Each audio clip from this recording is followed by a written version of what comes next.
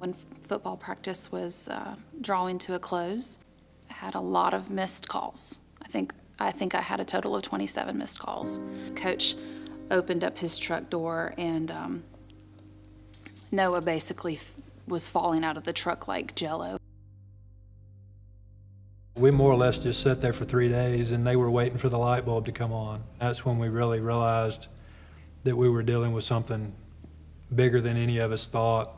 When he finally got his legs up under him and was able to walk around on his own, they were pretty much done with us. And Well, they left it up to they us. pretty much just sent us home and said, good luck, he'll be better in time. I had headaches, nausea,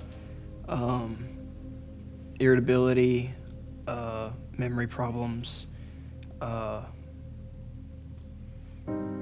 lot more than I can count and say right now. I would wake up, I'd be in pain. I'd go to sleep, I'd be in pain. And there were just some days where, you know, he just couldn't stand it. He couldn't take it. But at one point, I went to my closet. I sat down in there, turned the light off. I closed myself in there. I felt alone, and I wanted to get away. I wanted to end. And many thoughts ran through my head that normal people wouldn't ever even think about.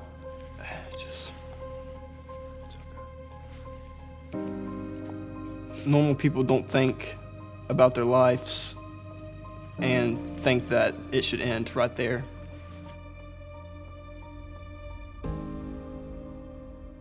My second diagnosed concussion was at the end of 8th grade in April of 2013.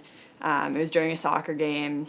I got hit with a shot on goal, sort of to the back of the head, and felt really dizzy, kind of nauseous, couldn't really see very well, but I didn't stop playing. And she was just exhausted all the time, and it was just so not like her. And she just didn't have that fire that she normally has. In the summer, right before what would have been my junior year, and I just fell on the stairs. Tried to go back to school, and I ended up missing my entire junior year of school and had to defer it, and took that year as a medical leave.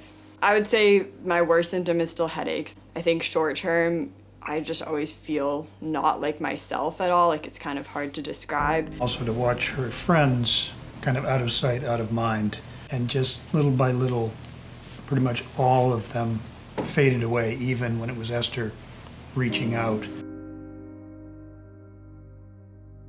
So here's a guy, Chris Nowinski, running this, famous foundation, the Concussion Legacy Foundation, drives into Cambridge, Mass. To have breakfast with a 15-year-old kid who he had heard about through a friend of his. And I mean, just the fact that he would take the time to do that. He asked if I wanted to intern at CLF, and I was like, well, let me check my calendar. Yeah, I have nothing to do for the next 9 months while I'm out of school. So having that internship was definitely sort of a lifeline while I was out of school with the concussion, and just being around people all the time who knew what was going on and cared about it a lot was sort of exactly, I think, what I needed that year. And it was Chris who told me I had to go see Dr. Cantu. He was enormously helpful. I think he's sort of like, he's the go-to, like he knows everything. I remember wanting so badly to help him, but not knowing how to help him. And by this time, we had ran out of doctors. We had kind of hit a dead end. Right. But he's not better. So I wrote the letter.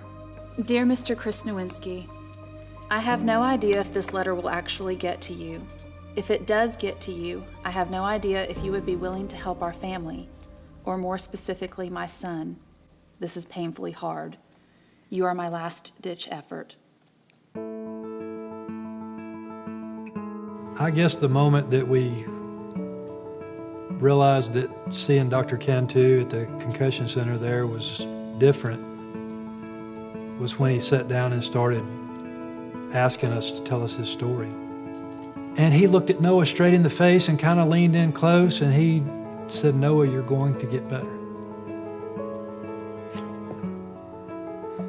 And that meant all the pain we went through, and somebody saying, I know what you're doing wrong, I know how you're feeling, and we're going to help you out, that was one of the moments I remember being like, wow, it's been a road, but we're here. I almost get the sense that not only is he trying to fix Noah and help us as parents, but it's almost like he's trying to fix this big wrong that exists in this country today. I mean, I think doing concussion obviously was never something that I sought to get involved with or necessarily wanted to get involved with, but I don't know, I guess when something bad happens, your natural reaction is you want to stop it from happening again, and you don't want it to happen to other people. And so I felt like if I could use what had happened to me and my experiences to prevent other kids from going through the same thing, that trumped any doubts that I had about wanting to share my story. I mean, this is an issue that means so much to the Concussion Legacy Foundation on multiple levels, but the most important is it's right there at the human level. It's kid per kid, and it's very much every person is important. So it's not just about all the wonderful big picture stuff that CLF does, but it's every kid is important, every athlete is important. Advice that I would give to Noah, I think it can be hard to think about what post-concussion syndrome is going to be like for you in a year or in 2 years. Just hang in there, make a difference for other people if you can, and things are going to get better. I know, they already are, and I think it's upwards from here. Well, Esther, I think that it's great how you're pushing on, and that you also want to let the word out about concussions. And both of us still have to keep pushing on, and everything's going to be all right. And I'm looking forward to seeing where this road goes.